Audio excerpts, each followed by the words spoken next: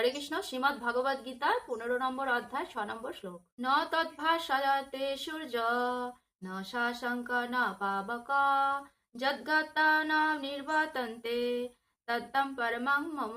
অনুবাদ: সূর্য, চন্দ্র, অগ্নি বা বিদ্যুৎ আমার সেই পরম ধামকে আলোকিত করতে পারে না। সেখানে গেলে আর এই জড়জগতে ফিরে আসতে হয় না। তাৎপর্য: চিন্ময় জগৎ বা পরম পুরুষোত্তম ভগবান শ্রীকৃষ্ণের ধাম কৃষ্ণলোক বা গোলক বৃন্দাবন সম্বন্ধে এখানে বর্ণনা করা হয়েছে। চিদাকাশে সূর্যকিরণ, চন্দ্রকিরণ, অগ্নি অথবা বৈদ্যুতিক শক্তির কোনো প্রয়োজন হয় না, কারণ সেখানে সব কয়টি গ্রহই জ্যোতির্ময়।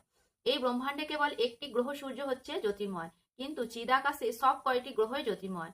বৈকুণ্ঠলোক নামক এই সমস্ত গ্রহে উজ্জ্বল জ্যোতির দ্বারা ব্রহ্মজ্যোতি নামক চিদাকাশ প্রকাশিত হয়।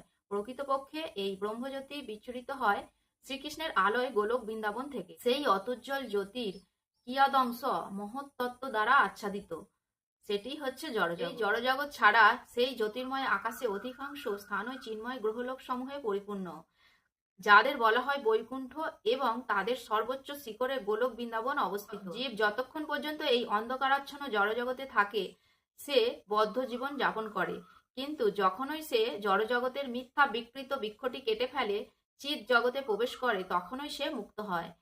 তখন আর তাকে এখানে ফিরে আসতে হয় না। বদ্ধ অবস্থায় জীব নিজেকে জড়জগতের অধীশ্বর বলে মনে করে, কিন্তু মুক্ত অবস্থায় সে যখন ভগবানের রাজত্বে প্রবেশ করে তখন সে পরমেশ্বর ভগবানের পার্শ্বদত্ত লাভ করে এবং সেখানে সে সৎ চিৎ আনন্দময় জীবন উপভোগ করে। এই তত্ত্বজ্ঞানের প্রতি সকলেরই আকৃষ্ট হওয়া উচিত। বাস্তবের ভ্রান্ত প্রতিবিম্ব থেকে নিজেকে মুক্ত করে সেই নিত্য পরম ধামে ফিরে যাওয়ার জন্য সকলেরই বাসনা করা উচিত। যারা এই জড়জগতের প্রতি অত্যন্ত আসক্ত তাদের পক্ষে সেই আসক্তি ছিন্ন করা অত্যন্ত কঠিন, কিন্তু তারা যদি কৃষ্ণ ভাবনামৃত গ্রহণ করে তাহলে সেই আসক্তির বন্ধন থেকে ধীরে ধীরে মুক্ত হওয়ার সম্ভাবনা থাকে। ভক্তিযোগ যা দ্বাদশ অধ্যায় বর্ণিত হয়েছে তা গভীর নিষ্ঠার সঙ্গে গ্রহণ করা উচিত। চতুর্দশ অধ্যায়ে জড়জাগতিক সব কয়টি পন্থার দোষ দর্শন করা হয়েছে, কেবলমাত্র ভক্তিযোগকে শুদ্ধ গুণাতীত বলে বর্ণনা করা হয়েছে। এই শ্লোকটিতে পরমম মম কথাটির ব্যবহার খুব গুরুত্বপূর্ণ।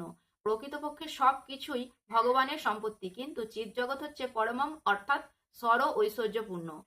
কঠোপনিষদে বলা হয়েছে যে চিৎ জগতে সূর্যকিরণ, চন্দ্রকিরণ ও তারকা মণ্ডলীর কোনো প্রয়োজন নেই, কারণ সমগ্র চিদাকাশ পরমেশ্বর ভগবানের অন্তরঙ্গা জ্যোতিতে উদ্ভাসিত। পরম ধাম প্রাপ্ত হওয়া যায় কেবল ভগবানের চরণে আত্মসমর্পণ করার মাধ্যমে, এছাড়া আর কোনো উপায়ে তা সম্ভব হয় না। হরে কৃষ্ণ। জয় জগৎগুরু শিল প্রভুপাদ কি জয়।